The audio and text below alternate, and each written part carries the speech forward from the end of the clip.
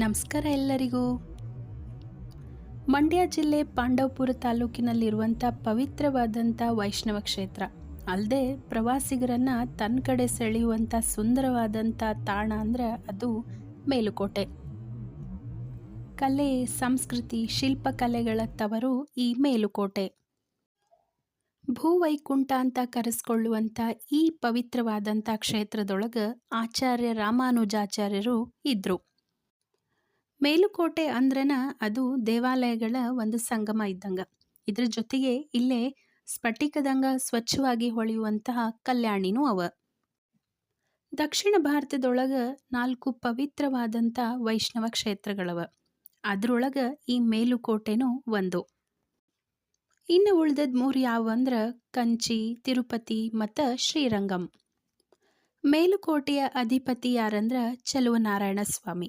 ಈ ಚಲುವನಾರಾಯಣ ಸ್ವಾಮಿ ನೆಲೆಸಿರುವಂಥ ಈ ಪವಿತ್ರ ಕ್ಷೇತ್ರದೊಳಗೆ ವರ್ಷಕ್ಕೊಮ್ಮೆ ಹಲವಾರು ಉತ್ಸವಗಳು ನಡೀತಾವ.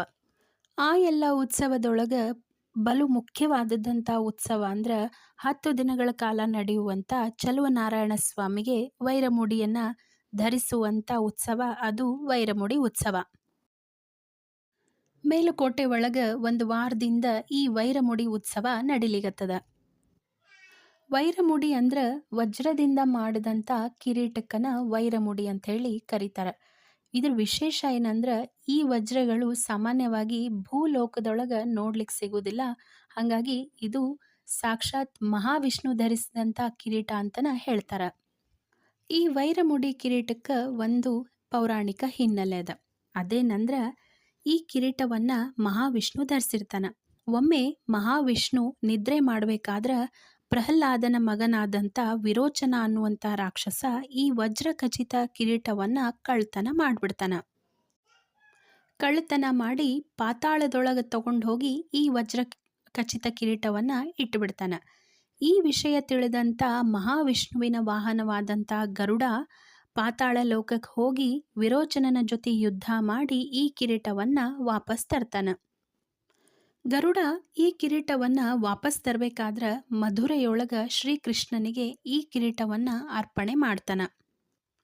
ಆಗ ಕೃಷ್ಣ ಏನು ಹೇಳ್ತಾನಂದ್ರೆ ಈ ವಜ್ರ ಖಚಿತವಾದಂಥ ಕಿರೀಟವನ್ನ ಮೇಲುಕೋಟೆಯ ಶ್ರೀ ಚಲುವನಾರಾಯಣ ಸ್ವಾಮಿಗೆ ಅರ್ಪಣೆ ಮಾಡು ಅಂತ ಹೇಳಿ ಗರುಡನಿಗೆ ಹೇಳ್ತಾನ. ಅದೇ ಪ್ರಕಾರನ ಗರುಡ ಆ ವಜ್ರ ಖಚಿತವಾದಂಥ ಈ ವೈರಮುಡಿ ಕಿರೀಟವನ್ನ ಮೇಲುಕೋಟೆಗೆ ತಗೊಂಡು ಬಂದು ಮೇಲುಕೋಟೆಯ ಶ್ರೀ ಚಲುವನಾರಾಯಣ ಸ್ವಾಮಿಗೆ ಈ ಕಿರೀಟವನ್ನ ಸಮರ್ಪಣೆ ಮಾಡ್ತಾನ. ಇದೇ ಕಾರಣಕ್ಕನ ಉತ್ಸವದೊಳಗ ಉತ್ಸವ ಮೂರ್ತಿಯನ್ನ ಗರುಡನ ಮೇಲೆ ಕೂಡ್ಸಿರೋದು.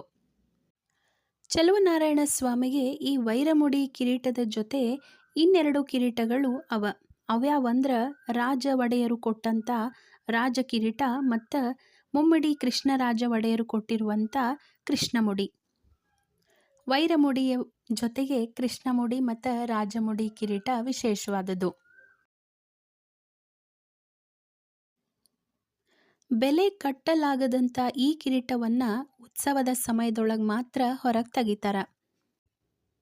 ಸಾಮಾನ್ಯವಾಗಿ ಉತ್ಸವಗಳೆಲ್ಲನೂ ಹಗಲೊತ್ತನ ನಡೀತಾವ ಎಲ್ಲ ದೇವಸ್ಥಾನದೊಳಗೆ. ಆದ್ರೆ ಈ ಮೇಲುಕೋಟೆ ಒಳಗೆ ಈ ಚಲುವನಾರಾಯಣ ಸ್ವಾಮಿಗೆ ವೈರಮುಡಿ ಉತ್ಸವ ರಾತ್ರಿ ಸಮಯದೊಳಗೆ ನಡೀತದ. ಯಾಕೆ ರಾತ್ರಿನ ಈ ವೈರಮುಡಿ ಉತ್ಸವವನ್ನು ಮಾಡ್ತಾರ ಅಂತಂದ್ರೆ ಅದಕ್ಕೂ ಒಂದು ಕಾರಣ ಅದ. ಅದೇನಂದ್ರೆ ವೈರಮುಡಿ ಮ್ಯಾಲಿರುವಂತಹ ನಾಗಮಣಿ ಅತ್ಯಂತ ಪವಿತ್ರವಾದಂತಹ ವಜ್ರಖಚಿತವಾದದ್ದು. ಇಂಥ ನಾಗಮಣಿ ಮೇಲೆ ಸೂರ್ಯನ ಕಿರಣಗಳು ನೇರವಾಗಿ ಬೀಳಬಾರ್ದಂತ. ಹಾಗಾಗಿನೇ ರಾತ್ರಿ ಹೊತ್ತು ಈ ವೈರಮುಡಿ ಉತ್ಸವವನ್ನ ಚಲುವನಾರಾಯಣ ಸ್ವಾಮಿಗೆ ನೆರವೇರಿಸ್ತಾರ. ಸೂರ್ಯಾಸ್ತದ ನಂತರ ಅಷ್ಟ ಈ ಕಿರೀಟವನ್ನ ದೇವಸ್ಥಾನಕ್ಕೆ ತಗೊಂಡು ಬಂದು ಸ್ವಾಮಿಗೆ ಅರ್ಪಣೆ ಮಾಡಿ ಅಲಂಕಾರ ಮಾಡಿ ಮತ್ತು ಸೂರ್ಯೋದಯಕ್ಕಿಂತ ಮುಂಚೆನೆ ಈ ಕಿರೀಟವನ್ನ ತೆಗೆದುಬಿಡ್ತಾರ. ಇನ್ನು ಪುರಾಣಗಳ ಪ್ರಕಾರ ಹೇಳುವುದಾದ್ರೆ ಈ ಕಿರೀಟ ಗರುಡ ಸಾಕ್ಷಾತ್ ವೈಕುಂಠದಿಂದ ತಂದದ್ದು. ಹಾಗಾಗಿ ಈ ಕಿರೀಟಕ್ಕೆ ದೈವಿಕ ಶಕ್ತಿ ಅದ. ಹಾಗಾಗಿನೇ ಕತ್ಲದೊಳಗೆ ನೋಡಿದ್ರೆ ಹೆಚ್ಚು ಪ್ರಭಾವಶಾಲಿ ಅಂತ ಹೇಳಿ ಹೇಳ್ತಾರ. ಹಾಗಾಗಿನೇ ಅರ್ಚಕರು ಸ್ವಾಮಿಗೆ ಈ ಕಿರೀಟವನ್ನ ಧರಿಸ್ಬೇಕಾದ್ರೆ ತಮ್ಮ ಕಣ್ಣುಗಳಿಗೆ ರೇಷ್ಮೆ ಬಟ್ಟೆಯನ್ನ ಕಟ್ಕೊಂಡು ಆಮೇಲೆನೆ ಸ್ವಾಮಿಗೆ ಈ ಕಿರೀಟವನ್ನ ಧರಿಸ್ತಾರಂತ. ಯಾಕಂದ್ರೆ ಅಷ್ಟು ತೇಜಸ್ ಇರ್ತದ ಮತ್ತು ನೇರವಾಗಿ ನೋಡಬಾರ್ದು ಅನ್ನೋದ ಇದರ ಹಿಂದಿನ ಉದ್ದೇಶ. ಗೊತ್ತಾಯ್ತಲ್ಲ ಯಾಕೆ ಮೇಲುಕೋಟೆ ಒಳಗೆ ಶ್ರೀ ಚೆಲುವನಾರಾಯಣ ಸ್ವಾಮಿಗೆ ವೈರಮುಡಿ ಉತ್ಸವ ರಾತ್ರಿ ಸಮಯದೊಳಗೆ ನಡೀತದಂತೇಳಿ. ನಾನು ಏನೋ ಓದ್ಲಿಕತ್ತಿದ್ದೆ, ನನಗೆ ಈ ಇನ್ಫಾರ್ಮೇಷನ್ ಸಿಕ್ತು. ಹಾಗಾಗಿ ಇಂಟ್ರೆಸ್ಟ್ ಅನ್ನಿಸ್ತು ಅಂಥೇಳಿ ನಿಮ್ಮೆಲ್ಲರ ಜೊತೆನೂ ಶೇರ್ ಮಾಡಿಕೊಂಡೆ. ಹೆಂಗೆ ಅನ್ನಿಸ್ತು ಇವತ್ತಿನ ವಿಡಿಯೋ? ಈ ವಿಡಿಯೋ ಇಷ್ಟ ಆಗಿತ್ತಂದ್ರೆ ನಮ್ಮ ವಿಡಿಯೋನ ಲೈಕ್ ಮಾಡಿರಿ. ಕಾರಣಾಂತರಗಳಿಂದ ದೆಹಲಿಯ ಆಸ್ಥಾನದೊಳಗಿದ್ದಂಥ ಈ ವೈರಮುಡಿ ಕಿರೀಟವನ್ನು ರಾಮಾನುಜಾಚಾರ್ಯರು ಸ್ವತಃ ದೆಹಲಿಗೆ ಹೋಗಿ ತಗೊಂಡು ಬಂದು ಮತ್ತೆ ಚೆಲುವನಾರಾಯಣನಿಗೆ ಸಮರ್ಪಣೆ ಮಾಡಿದ್ರಂತ. ನಾನು ಮೇಲುಕೋಟೆಗೆ ಹೋಗಬೇಕು ಅನ್ನೋದು ನನಗೆ ಬಹಳ ದಿನದ ಕನಸಾಗಿತ್ತು. ಯಾಕಂದ್ರೆ ರಾಮಾನುಜಾಚಾರ್ಯರ ಬಗ್ಗೆ ಓದಬೇಕಾದ್ರೆ ಮೇಲುಕೋಟೆಗೆ ಅವ್ರು ಹೆಂಗೆ ಬಂದರು, ಅವರ ಕೊಡುಗೆ ಏನು ಅನ್ನೋದೆಲ್ಲ ಓದಬೇಕಾದ್ರೆ ನಾವು ಮೇಲುಕೋಟೆಗೆ ಹೋಗಬೇಕು ಅನ್ನೋ ಆಸೆ ಭಾಳಿತ್ತು. ಅದು ಕೊನೆಗೂ ಈಡೇರ್ತು. ನಾನು ಮೇಲುಕೋಟೆಗೆ ಹೋದಾಗ ನಾನು ಏನೇನು ನೋಡಿದೆ ಅನ್ನೋದನ್ನು ನೆಕ್ಸ್ಟ್ ವಿಡಿಯೋದೊಳಗೆ ಹೇಳ್ತೀನಿ. ಸಬ್ಸ್ಕ್ರೈಬ್ ಮಾಡಿಕೊಂಡು ನಮ್ಮ ವಿಡಿಯೋಸನ್ನು ನೋಡ್ರಿ, ಯಾಕಂದ್ರೆ ನಿಮ್ಮ ಸಪೋರ್ಟು ನಮಗೆ ಭಾಳ ಮುಖ್ಯ. ಮತ್ತು ನೆಕ್ಸ್ಟ್ ವಿಡಿಯೋ ಜೊತೆ ಮತ್ತೆ ಬರ್ತೀನಿ. ಅಲ್ಲಿ ತನಕ ಥ್ಯಾಂಕ್ ಯು.